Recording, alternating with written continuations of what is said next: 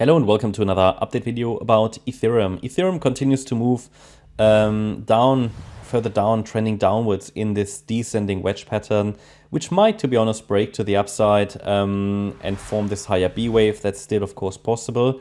We can see that since the market entered this corrective phase, which I call a wave 2, and I've outlined a possible roadmap here for the white wave count. Okay, it might not go down that steep, but ideally takes us eventually to around about 1860. But that target is only valid as long as we stay below 2255. So below yesterday's, no, it was the Tuesday, yesterday's swing high. So as long as we stay below yesterday's swing high, that 1860 target for the C wave to the downside is valid. If we get a break above that level, which we might do because there's a bit of a change down here, so we take a look at that in a minute, then we have to recalculate that target. But it wouldn't change the overall assumption that we are in a wave 2 correction. Let's zoom in. So base case is we are in this wave 2 corrective phase. The market is coming down in a corrective structure, which means we have a lot of overlap. That's exactly what we wanted to see in this corrective structure. Otherwise, it wouldn't be a correction. So we want to see that overlapping price action.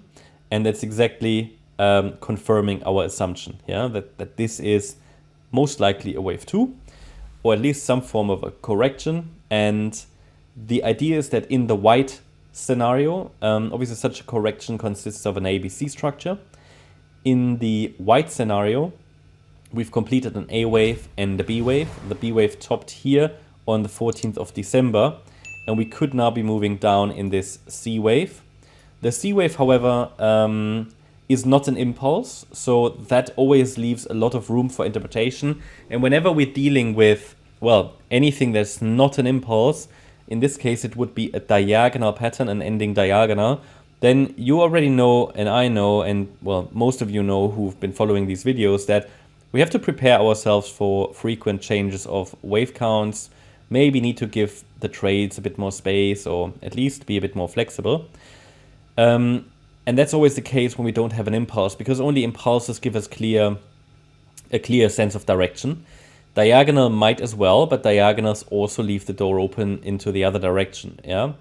In the correction anyway, we don't really want to trade the single subwaves. I mentioned that a few times in the last few days. Obviously safety, trade safely. So safety is key in trading, and you have to protect your capital, and ideally you do that in corrections, and then you are positioned for the trend as the trend resumes. So what we have to be is flexible, and if the C wave to the downside has started, then there are two possibilities.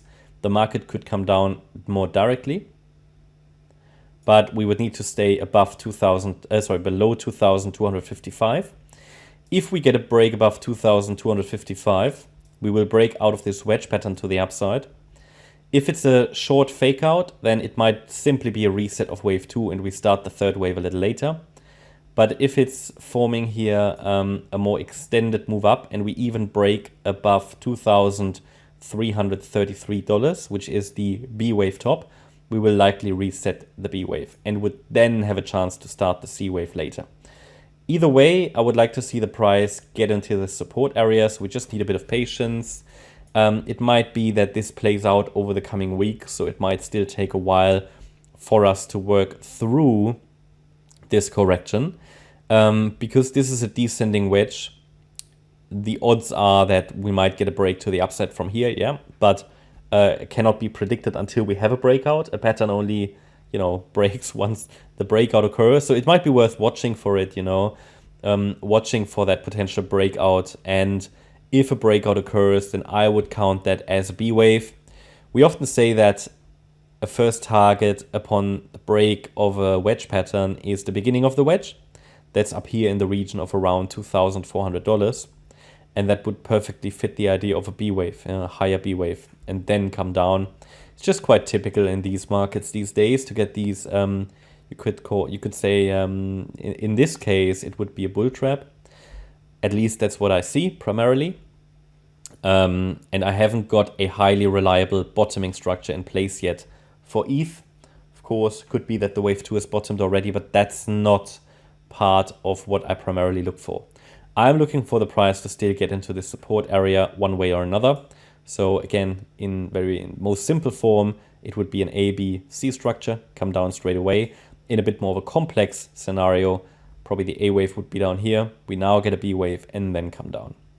That's my update about Ether. Hope you liked the update. If you did, please hit the like button, leave a comment and subscribe. And if you really like the content, then please check out the channel membership. Also make sure that you follow us on Instagram and Twitter for additional content. You can find the links for those in the description. Thanks a lot for watching. Bye-bye.